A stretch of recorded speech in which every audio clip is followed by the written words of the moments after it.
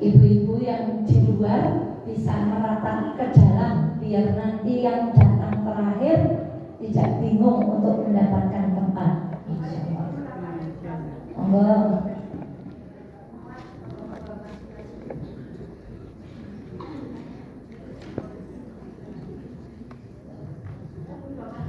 Kalau di belakang nanti ngantuk saya nggak kelihatan, Bu.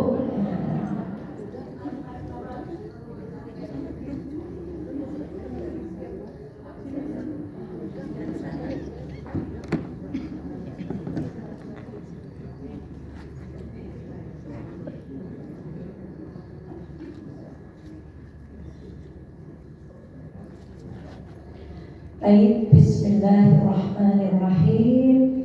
Yang kami hormati segenap takmir Masjid Al-Arqam Wonosobo, hadapan guru kita hadir di tengah-tengah kita, Ustadz Endang Hambali. Ya Allah, semoga Allah sehatkan beliau, panjangkan usia beliau dalam ketaatan dan kebaikan insya Allah. Hadapan guru kami Pak Mukhlas, angkatan muda Masjid Al-Arqam, dan ibu-ibu semuanya yang tidak bisa kami sapa satu persatu.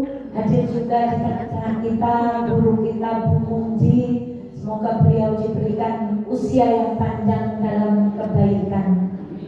Saya belum lihat Mbah Mun. Kita awali Assalamualaikum warahmatullahi wabarakatuh.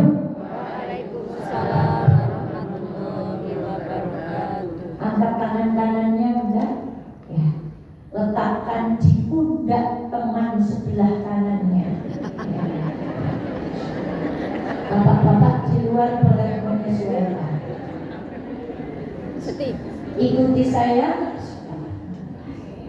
Assalamualaikum. Assalamualaikum. Bismillah. Bismillah. Saya doakan semoga hidupnya penuh keberkahan, semoga hidupnya penuh keberkahan, rizki berlimpah, putra wayah solih solihah, artone mambyah, rezekinya berkah, tahun depan ke Mekah Madinah. Amin. Gantian tangan kiri letakkan di pundak sebelah.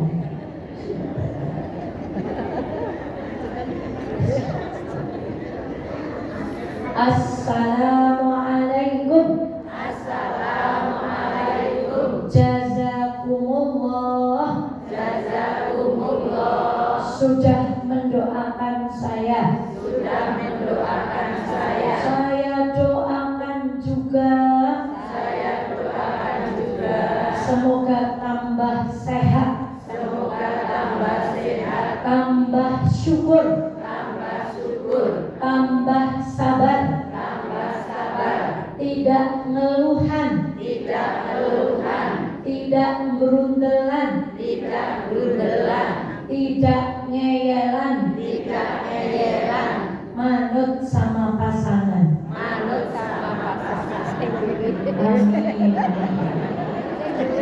Sebentar, kok yang di sebelah sana lebih berat dan mudah, karena pembalasan itu harus lebih besar daripada doa yang pertama. Mari kita aminkan bersama-sama. Alhamdulillahirabbil alamin. Dua jamaah haji Kabupaten Wonosobo tidak diizinkan Allah berangkat karena harus kundur terlebih dahulu. Yang pertama jamaah haji Gema Arafah meninggal tepat saat jamaah haji Gema Arafah berangkat menuju embarkasi YIA.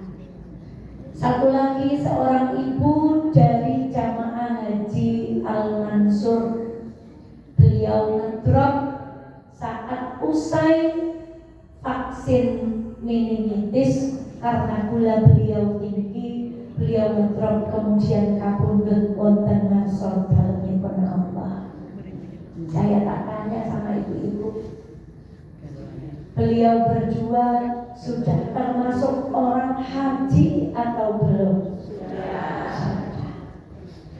Beliau berdua tanpa sedikit pun dikurangi oleh Allah sudah dicatat sebagai orang yang melaksanakan haji. Dari mana caranya?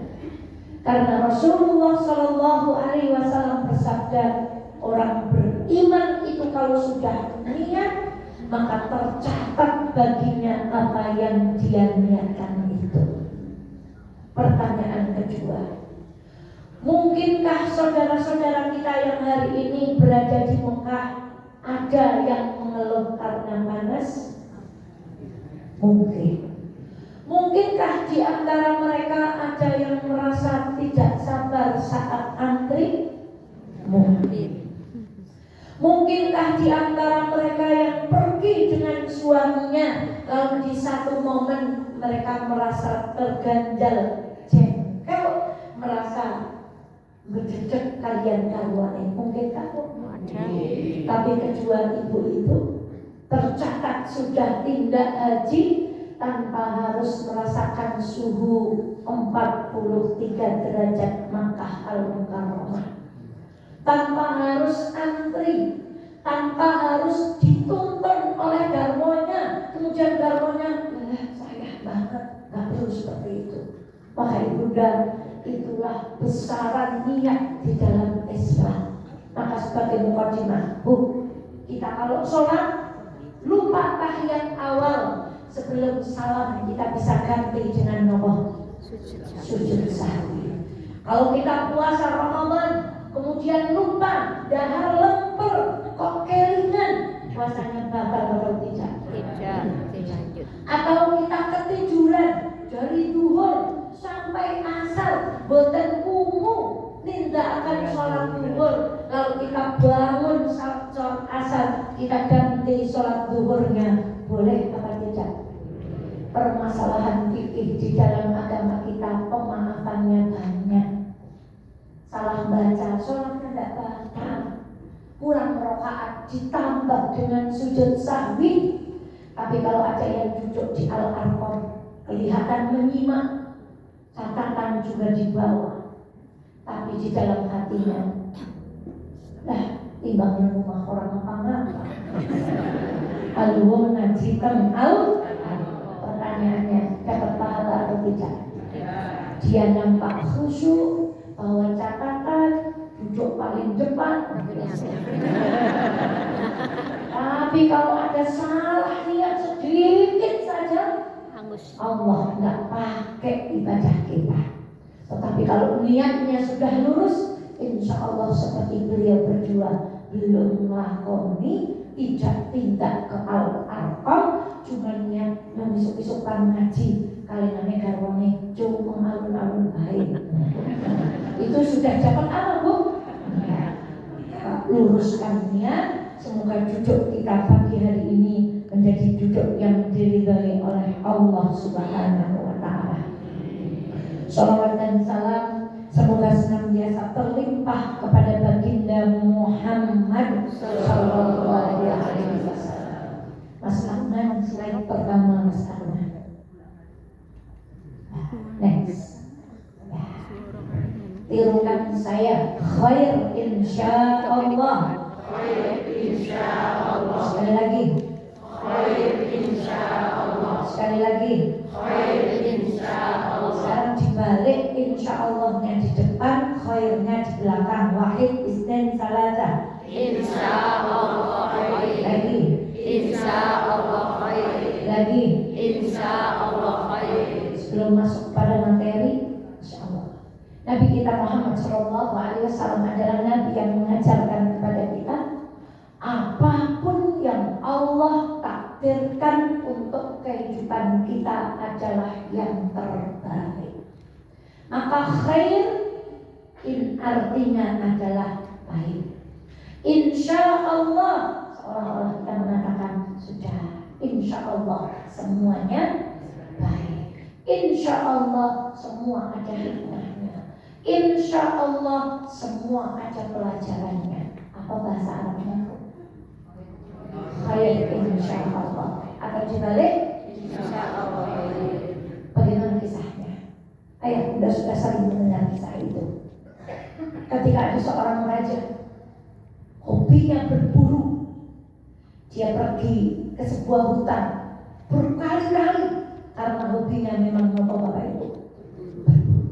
Dia punya seorang perdana menteri yang hobinya mengucapkan kalimat yang ada di hadapan kita semuanya. Apa kalimatnya? Suatu hari sang raja pergi berburu. Dia mencari binatang buruan, tapi qadarullah, dia tidak mendapatkan binatang buruan hari itu.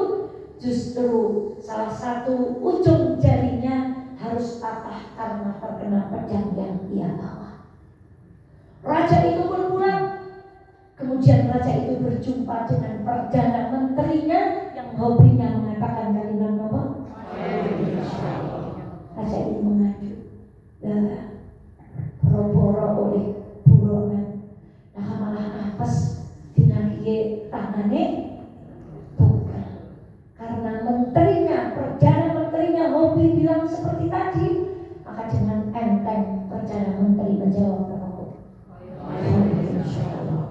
Sang raja muntah. Do you understand what the meaning muntah? Bagaimana mungkin semuanya baik? Wong tangan nugel kadeke malah matur. Khair dari mana? Tangan saya jadi apa? Saking marahnya, perdana menteri itu kemudian dijebloskan ke penjara. Hari berikutnya begitu lukanya sembuh, sang raja pergi ke hutan untuk berburu lagi. Dia terus tanpa terasa menuruti hobinya itu, masuk terus ke dalam hutan yang dalam sampai Allah menakdirkan ada manusia-manusia penghuni hutan yang hobinya menangkap orang asing untuk mereka jadikan tumbal. Allah. Kalau raja kira-kira bajunya bagaimana, Bu? Bagus. Kudanya bega, pedangnya tajam mengkilat. Mukanya ingat ini nopo ganteng. Lalu orang hutan ini berkata, cocok berarti nek digantengaken tumbal. Ditangkap. Mereka pun menangkap calon tumbal-tumbal yang lain. Terjadilah prosesi seleksi. Mana orang yang layak untuk dijadikan tumbal yang pertama kali. Tentu saja pandangan mereka jatuh pada seorang raja. Dicek, di screening. Ternyata sampai tangannya dililit. Raja ini tidak lulus untuk dijadikan tumbal karena jarinya buntu. Maka dicurahkan. Raja ini ngebrit pulang. Ditangkap.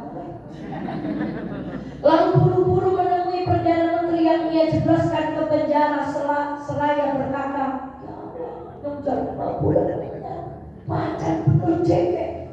Insya Allah khair insya kalian nonton nama raja yang terseluma malas yang oleh tiga malah jari ini saya.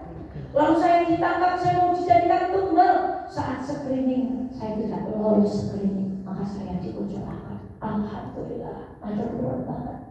Jadi macam benar ucapan sakti itu berbunyi khair insyaallah. Dan ngapura saiki kowe tak lepas ke saka penjara.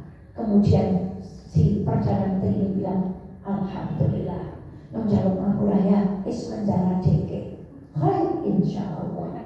Jadi orang jumpa yang di penjara ya ingin tetap matur yang mungkin kula mboten mungkin beberblas umpami kula mboten di penjara lalu saya ikut panjenengan berburu, panjenengan yang dilepaskan, saya yang ditangkap. jadi tunggal. Ibu-ibu, ini tips anti marah, anti kecewa, anti grundel, anti ngeluhan.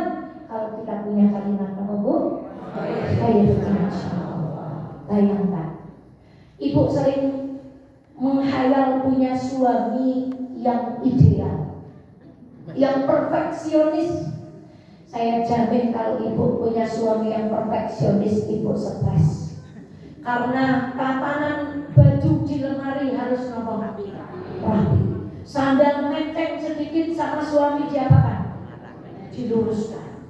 Piring, gelas dan lambar tidak seragam sama suami diapakan? Diprotes. Jilbab kuning, baju hijau sama suami diapakan? Maka demi Allah, kalau ibu punya suami yang perfeksionis, semua harus lurus, maka ibu akan stres. Maka apapun hari ini suami yang diberikan Allah kepada kita, apakah jimatnya? Sekarang kita bayangkan, Bapak, kalau Bapak punya garwo yang kecantikannya di atas rata-rata, istrinya cantik luar biasa, Bapak akan repot. Karena setiap kali Bapak keluar ke Al-Arqam atau ke alun-alun, akan banyak laki-laki ingin foto dengan istrinya. Maka sepanjang hidup Bapak akan menjadi bodyguard. Jangan kono, buat bening, mundur, maju, ke samping, ke kanan. Maka Bapak akan dilanda stres tinggi karena istrinya terlampau cantik. Maka bapak-bapak yang di luar, kalau hari ini wajah istrinya Bapak selaikan tenggelam, maka syukurilah karena hari ini bapak-bapak di luar sudah punya jimatnya nopo. Sebelum masuk materi, mukadimah yang kedua.